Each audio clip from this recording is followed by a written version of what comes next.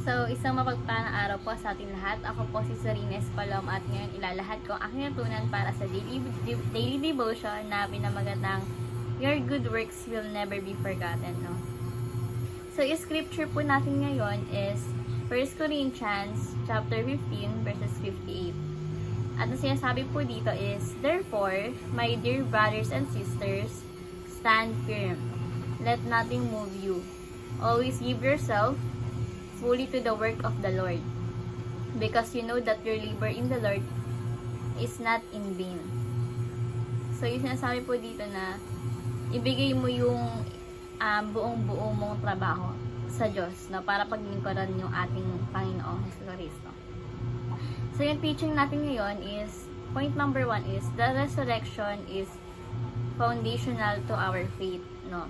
So, ang muling pagkabuhay ay isang matibay na pundasyon na ating pananampalataya. Kung walang resurrection, walang kwenta yung ating pananampalataya o paglilingkod sa ating Panginoong Jesucristo. Ayun po yung sinasabi dito na kapag walang resurrection, bali wala lang yung mga ginagawa natin para kay God, no? Bali wala yung pag-worship natin, yung service natin para kay God kung walang resurrection.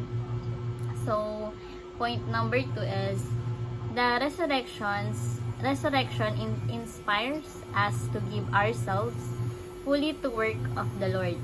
So, yung resurrection daw, ito yung nagbibigay ng inspirasyon sa atin ng buong buo, no? 100% garantiyak. Ibigay natin yung ating mga sarili sa ating Panginoong Jesucristo, no? Sa mga gawain niya, no? Ibigay natin yung sarili natin ng buong buo daw.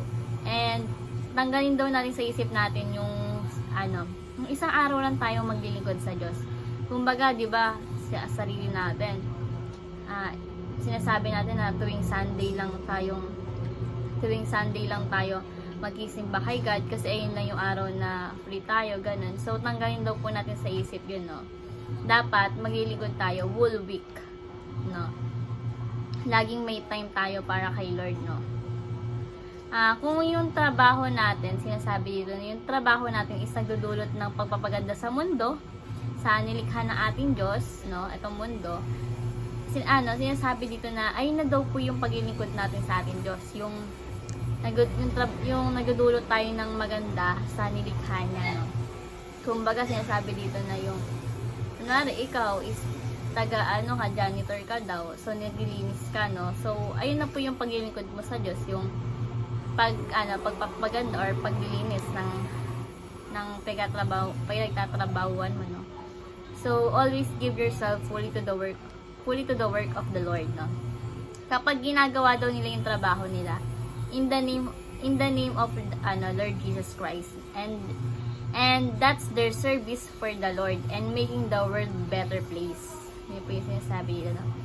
Kung ikaw raw ay engineer, doctor, police, teacher, then ginagampanan mo yun lahat. Ginagampanan mo yung pagiging as a professional mo, no? Then yung labor mo is sa Panginoon, no? From Monday to every time na may duty ka, no? Counted yan and will be rewarded in the next life because of resurrection, no? Kaya swerte tayo kasi may resurrection, no? May muling pagkabuhay tayo after life. After death pala, sorry. Then, next is, the resurrection is the reason our service is not in vain. So, yung resurrection daw yung dahilan kung bakit lahat ng ating paglilingkod sa Diyos dito sa mundong nilikha niya. So, yung the resurrection daw po yung main reason kung bakit tayo naglilingkod sa ating Panginoon, no? Because you know that your labor in the Lord is not a vain. Ito yung sinasabi dito, na hindi mawawalan ng kabuluhan yung ginagawa mo, yung trabaho mo, hindi mawawalan ng kabuluhan yun sa Panginoon. Let's say kung ang role mo sa church is nag-aakay ka pa ng mga tao na mapapalapit sa Kanya, no, na maglilingkod sa Kanya, and then ginagampanan mo yun as a church, no, as a trabaho mo sa church or part mo sa church, no, faithfully in the name of the Lord, no, you will not be forgotten. So, yung simpleng bagay lang na pagtulong sa ating kapwa, let's say na bigyan mo man ng tubig, yung sinasabi ni Pastor, in the next life daw po is, sa resurrection is, hindi daw makakalimutan ng ating Panginoon yung mga mabubuti natin ginagawa sa ating kapwa, sa ating kapwa mananampalataya. So, bilang application, number 1 is stand firm and let nothing move you. Sinasabi dito na huwag mong hayaan ma-impluwensyahan ka ng masamang tao, no? Magpatuloy ka lang at manatili kang faithful sa ating Panginoon. Ayun yung sinasabi dito, no? Huwag mong hahayaan na ma-impluwensyahan ka, no? Or masama ka sa mga masamang tao na nagdudulot ng hindi maganda na paggawa sa ating Panginoon. No? Let nothing move you. Manatili kang tapat sa Panginoon. Kasi tinitignan tayo ng Diyos eh. Lahat ng ginagawa natin, it will never be forgotten. Kumbaga, sa simpleng gawa mo lang, simpleng gawain mo lang na ginagawa lagi sa bahay, kung saan man, nakikita yan ni Lord and hindi niya yung makakalimutan. Lalo na yung mabubuti natin ginawa para sa ating kapwa, no? And next is, always give yourself fully to the work of the Lord. So, lahat ng ginagawa natin from Sunday to Monday, lahat ng ginagawa natin sa araw na yan, is parte kay God. No, all for the glory of God. So, lahat daw po ng ginagawa natin sa araw-araw is para kay Lord, no? So, offer natin kay Lord yun, no? Kasi kasama natin si Lord sa trabahong yun. Under the name of Jesus Christ, no? Yung buong panahon, oras at lakas natin na binibigay sa gawain ng Panginoon, always give yourself. Ito ba yung sinasabi dito?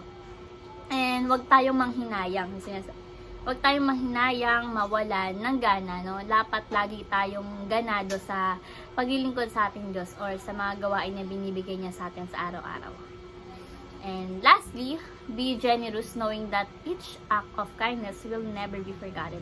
Ito nga po yung sinasabi ko, no? Kahit sa malilit na bagay lang na naibibigay mo sa kapwa mananampalataya mo o sa kapwa mo, is hindi makakalimutan ng ating Diyos.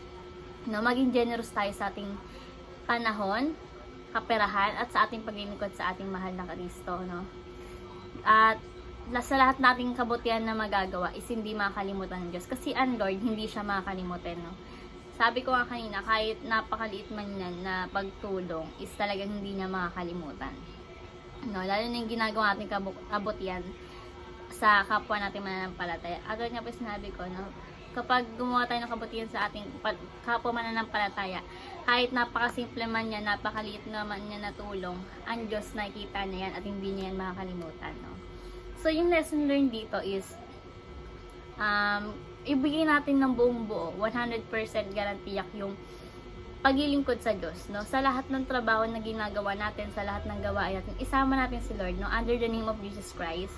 Dapat lagi siyang sentro ng ating mga gawain, ganun. Kasi kapag ganun, bibigyan ka ng wisdom and knowledge kapag kasama natin si God. And matutuwa si God. And syempre, ang lesson rin din dito na kahit sa maliit na bagay na nagagawa mo sa ating kapwa mananampalataya o sa kapwa nangailangan, is hindi makakalimutan ng ating Panginoon sa Kristo. So, ayun naman po ang natutunan sa daily devotion na to. Thank you po sa pakikinig at God bless po sa ating lahat.